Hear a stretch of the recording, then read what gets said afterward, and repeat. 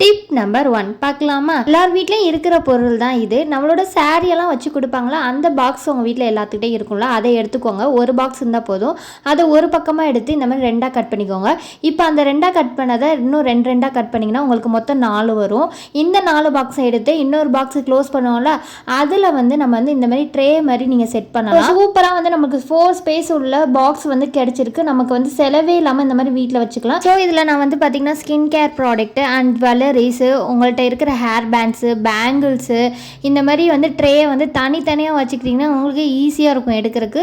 So இது space பார்த்திங்கன்னா உங்களுக்கு நிறையாவே இருக்கும், எக்கச்சக்கமாக வச்சுக்கலாம். நான் டிப் நம்பர் 2 பார்க்கலாமா? மினரல் வாட்டர் கேன் மூடி உங்களுக்கு இந்த மாதிரி கிடைக்கும். அதை நீங்கள் இந்த மாதிரி கலெக்ட் பண்ணி வச்சுக்கிட்டு இப்போ ஸ்டாப்லர் பண்ணிடுங்க.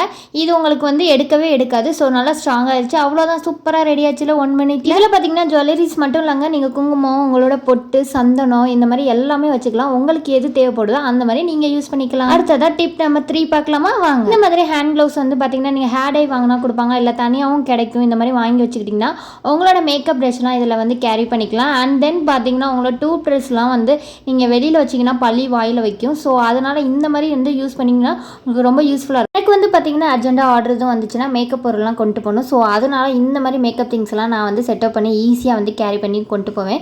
ஸோ எனக்கு இந்த மாதிரி யூஸ்ஃபுல்லாக இருக்குது. ஸோ உங்களுக்கு எந்த மாதிரி யூஸ்ஃபுல்லாக இருக்கோ இந்த மாதிரி நீங்கள் யூஸ் பண்ணிக்கோங்க.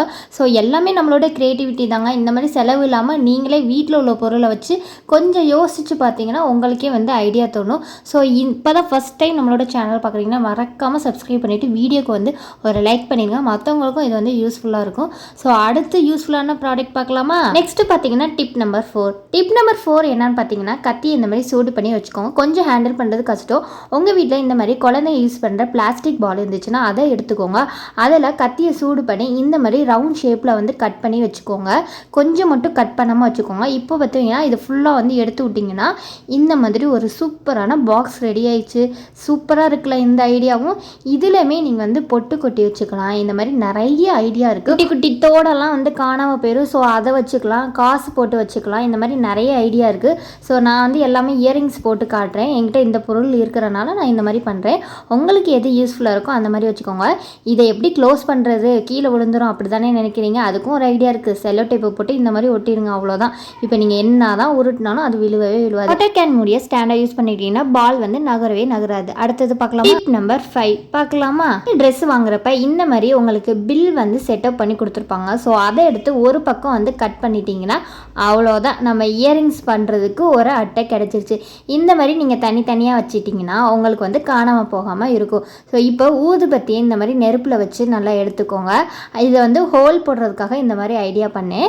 ஸோ இந்த மாதிரி ஹோல் போட்டுக்கோங்க. கொஞ்சம் நெருப்பை பண்ணுறப்பெல்லாம் கொஞ்சம் ஹேண்டில் பண்ணுறது கேர்ஃபுல்லாக பண்ணிக்கோங்க. ஸோ நான் 3 அட்டை இன்றைக்கி எனக்கு கிடச்சிச்சு.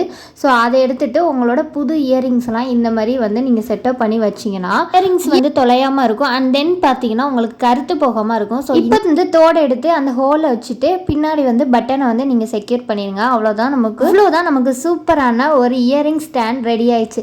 இதை நான் எப்படி நம்ம வரிசையாக வைக்கிறதுன்னு சொல்லிட்டு அடுத்த வீடியோவில் ஒரு க்ரியேட்டிவிட்டியோட வரேன். ஸோ இந்த மாதிரி வீடியோஸ்லாம் பிடிச்சிச்சுன்னா மறக்காமல் சேனலை சப்ஸ்கிரைப் பண்ணிவிட்டு ஒரு லைக் பண்ணிடுங்க. நெக்ஸ்ட் வீடியோவில் பார்க்கலாம். தேங்க்யூ.